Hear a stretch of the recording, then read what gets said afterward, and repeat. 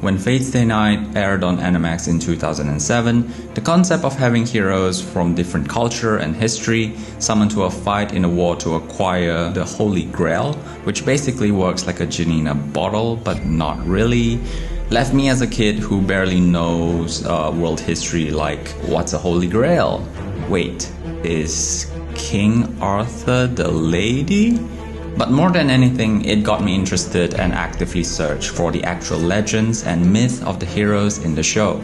Among the ones I actually gravitate at the point of watching Fate Stay Night was Gilgamesh and Lancer, who later revealed as Cú Chulainn. And when Good Smile Company had made them into figmas, suffice to say I was stoked, until that is I saw the price. So I saved up. Still be problem. We're 10 coins short. Go on. Come on, give us what you have. Don't look to me. I have been bled dry by this venture. But eventually I saved enough to get one, and made a video with him which took almost as long as the last brawl. Links down in the description if you want to watch that. But along the way I found what's great about Figma Lancer, his kit and accessory, and what's not so great about him as well. So this is not just a review of Figma Cú Chulainn the Lancer, but also a review of what it's like to animate with this Figma. For this review, I'll be referring to Figma 375 as Figma Cú Chulainn because there's actually another Figma Lancer, which can be confusing, so let's get into it. As someone who has animated with Figma Makoto and regularly with Bodykun, Figma Cú Chulainn shares the tall stature and build of Figma Makoto while having a balanced and lower half build of Bodykun. And if you're a regular viewer of the channel, you know that Bodykun is so far my favorite to animate with, simply because of his balance and flexibility to maintain that balance. I would even go as far as to say that Figma Cú Chulainn is probably comparable to Bodykun in its balance and the ability to sustain that balance. More on that later. Before filming or preparing for animation for any figures, I'll look at their accessories and how if they should be included in any point of the video. For Figma Cú Chulainn, he doesn't come with much, but the ones that I included are exceedingly useful. Let me explain. He has his iconic spear, Gae Bulg, and changeable hands along with his faceplate. Let's start with his interchangeable hands. I say that this kit is useful just because it's something that you can use for another figure, especially Figma around 1/12 size. Usually Figma comes with the standard open and fist hands, but for Figma Cú Chulainn, his changeable hands are made for dynamic poses, and for that reason alone it's very useful because you can use them for another figure that fits this type of design. These hands might not mean much to your average Figma or figure collector. After all, you can do a hell lot with just the grabby hands.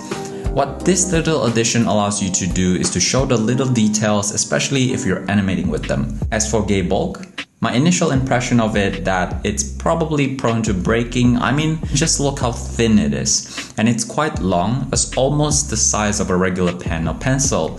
Just because how long it is, I'm very afraid of breaking it. However, while it might look fragile and after handling it for hours, it's obviously the iconic spear has a limited flex, making it more durable, especially if you plan to use it for a fight scene or a long duration of filming. Honestly, the range of flex on this thing is quite great in that it actually is usable if you plan to get that 1 or 2 frames in for your own shots or scene. While the range of flex on the Gae Bulg is something I did not come to expect, the ones I did somewhat expect is the range of motion of Figma Cú Chulainn, namely the neck, restriction on the shoulder piece or armor piece. Now what do I mean by that?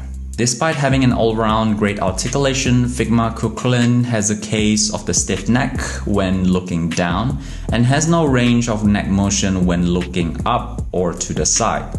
You can walk around this, sure, but it can be annoying if you want him to look at something really big or tall and the neck is somewhat stopping you to do so. Another annoying thing is the restriction from the shoulder piece or armor plate when manipulating the shoulder.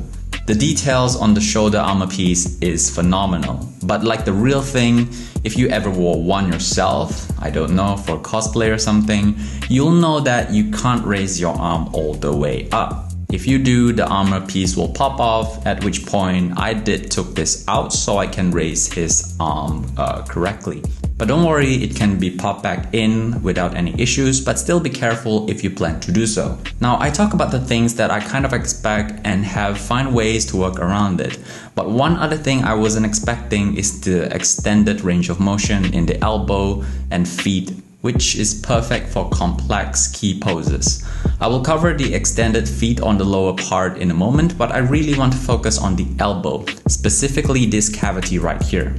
I wasn't sure if I was gonna like this elbow cavity, because as you see here, it's simply because it looks like it only fits this with its intended part, but to my surprise, it can fit fine like this and allows you to do more complicated movements, so that is great. Now earlier in the video I mentioned that Figma Cú Chulainn shares the tall stature and build of Figma Makoto while having a balance and lower half build of Bodycoon. I'm sure those of you who doesn't like to use Figma stand that every Figma comes with know that you'll have to do minor adjustments to your Figma to get it stand on its own. Figures that can stand on its own can save you a lot of time that you can spend focus on the scenes that you want to do instead of dealing with the sticky mess. Literally. Because of the hip construction that's similar to Bodycoon and other figures that's similar to it, getting figures to stand upright in almost every pose means that they are going to have a much better balance and mobility. This design philosophy doesn't stop there, however. I always wondered why some figures have an extended range, especially when I got my hands on Figmas. For Figma Cú Chulainn, however, this extended knee joint and the construction of the hip joint means that you have more flexibility for those dynamic poses. The sculptor Jun Yamaoka and Taizo did an awesome job using the sleeves and the wrist and the ankles to cover Figma joints, making them as flush as they could get them. However, if you plan to change Figma Cú Chulainn's hand for whatever reason, these sleeves on his wrist will inevitably fall and never to be seen again. I say this because during filming, this happens. It fell again. Where is it? Followed by asking, Where's your sleeve? Dude, where's my sleeves? Where's your Sleeves. Dude, where's my Sleeves.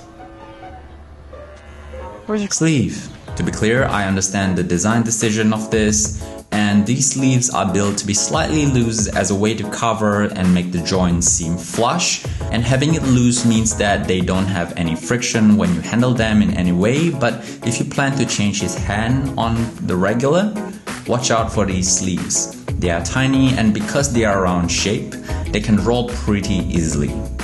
That being said, you can push the sleeves up, lowering the chances of it falling every time you want to switch to a different hand piece. But it's an additional step, and frankly, it's going to be the last thing you remember when you have hundreds, if not thousands of frames that could need the switch on the regular. Another two pieces you'll need to be extra careful are the hair pieces, specifically these tiny blue strands of hair in front and this long hair behind the head. Just detach and reattaching this front piece, you can kind of tell how this could break if you drop or press it accidentally.